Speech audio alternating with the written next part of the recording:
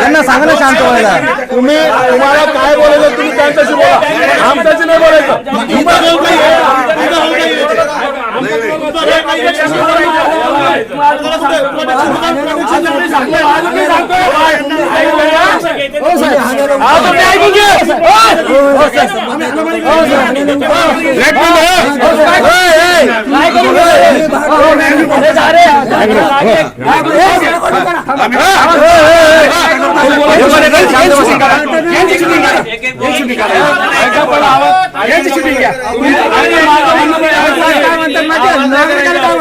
ऐका ना मग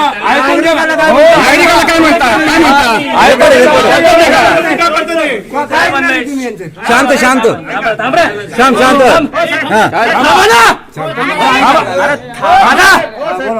थांबा ना. मी ते बोलतो थांबा ना. बरोबर बोला, सरांसमोर बोला. आता ऐका, सरांसमोर बोला. हे ऍफिडेव्हिट आहे जे डीएम साहेबांना सादर केलेलं आहे, बरोबर. ओके, आता ह्याच्यात बोला. मी सांगतो नंतर ते बोलते.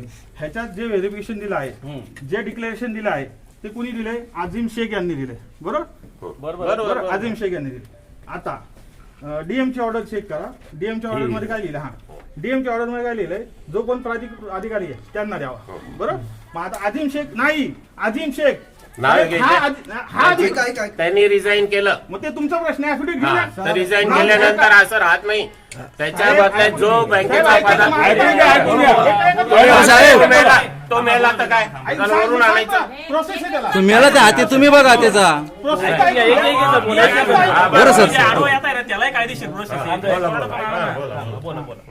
आता हे समजा हा माणूस नसेल, त्याच्यासाठी काय करायला लागतं माहिती का?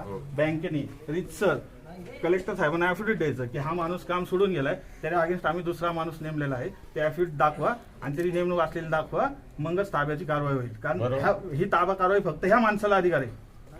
दुसरी गोष्ट साहेब ऐका, आम्ही दुसरी गोष्ट कलेक्टर साहेबांची पण यांनी दिशाभूल केली. का सांगतो? 13/2 ही जी आहे ना प्रोसेस, 60 दिवसानंतर 13/4 करायची असते. त्यांनी एकाच महिन्यात दोन्ही प्रोसेस केल्या. बोला, हे सांगतो. काय साहेब, पहिल्यांदा आम्ही आलो तेव्हा यांचं वाक्य काय होतं? जिल्हाधिकारी साहेब यांना डोळे झाकून यांचं कंटेन्शन हे सगळं शांत. सगळ्या लिगल प्रोसिजर जे आहे, प्रोव्हिजन जे आहे त्याची पूर्तता झाल्याशिवाय ही ऑर्डर निघत नाही. तिसरी गोष्ट, कोणाचंही घर जप्त करणं हे सोपं नाही. प्रत्येक कागद स्क्रुटिनाइज्ड होतो, प्रत्येक कागद बघितला जातो टॉप टू बॉटम. त्यांच्याकडे जेवढा गट्टा आहे ना तेवढा गट्टा जिल्हाधिकाऱ्यांसमोर असतो. त्याच्यात लोन ऍप्लिकेशन फॉर्म पासून ते कुठे ते सगळं सगळं सगळं जोडलेलं असतं. थांबा, त्यांना सांगितलं मी, दाखवलं त्यांना सांगितलं. त्याचा फोन होऊन जाऊ द्या. आता हो इकडे या साहेब, इकडे या. आता यांचं जे म्हणणं आहे की तो जो मला सांगण्यापेक्षा